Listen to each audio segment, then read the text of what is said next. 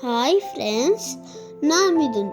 இப்போ நான் சொல்ல போகிற கதை பிடிச்சிருந்ததுன்னா உங்கள் ஃப்ரெண்ட்ஸு கூட ஷேர் பண்ணுங்கள். நம்ம கதைக்கு போகலாமா? இந்த கதை பேர் த பாய் அண்ட் த வைஸ் டீச்சர். ஒரு ஊரில் ஆரவனும் ஒரு பையன் இருந்தானா. அவன் ஸ்கூலுக்கு போகுது, படிக்கிறதுனா ரொம்ப பிடிக்குமா. ஆனால் அதோட அவனுக்கு அவன் ஃப்ரெண்ட்ஸோட விளையாடுனா ரொம்ப பிடிக்குமா. அவங்க அம்மா எப்போவுமே அவனுக்கு பிடிச்ச ஃபுட்டு தான் செஞ்சு தருவாங்களாம். அதே மாதிரி ஒரு நாள் அவங்க அம்மா அவனுக்கு பிடிச்ச ஃபுட்டு செஞ்சு தந்தாங்களாம். அவன் இன்னும் ஜாலியாக அவன் ஃப்ரெண்ட்ஸோடு சாப்பிட போனானான். அப்போது ஒரு பையன் பெஞ்சில் சோகமும் உட்காந்து இருக்கிறத பார்த்தானா. அவனும் கேட்டானா என்னாச்சுன்னு. அந்த பையன் சொன்னான்னா, நான் என்னோடய ஃபுட்டை வீட்லேயே வந்து வச்சுட்டேன். இப்போ நான் என்ன பண்ணுறதுன்னு எனக்கே தெரியல, எனக்கு ரொம்ப பசிக்குதுன்னு சொன்னானா.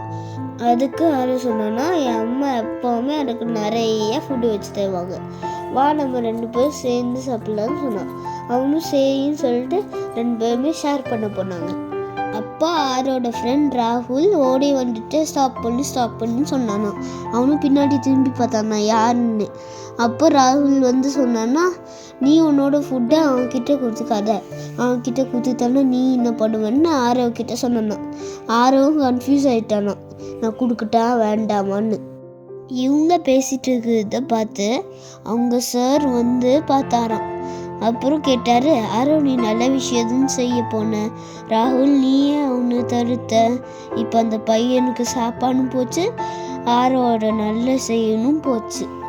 அதனால் ராகுல், நீ நல்லது செய்யலைனாலும் மற்றவங்க செய்கிற நல்லதை நீ தடுக்காத அப்படின்னு சொன்னாராம்.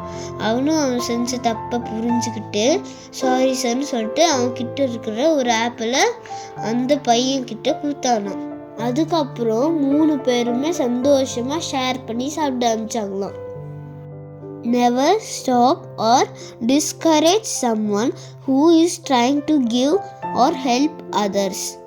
ஒருத்தர் மற்றவங்களுக்கு உதவி செய்யணும்னு நினைக்கிறத நம்ம எப்போவுமே தடுக்கக்கூடாது. ஓகே ஃப்ரெண்ட்ஸ், நம்ம அடுத்த கதையில் பார்க்கலாம். பாய், தேங்க்யூ.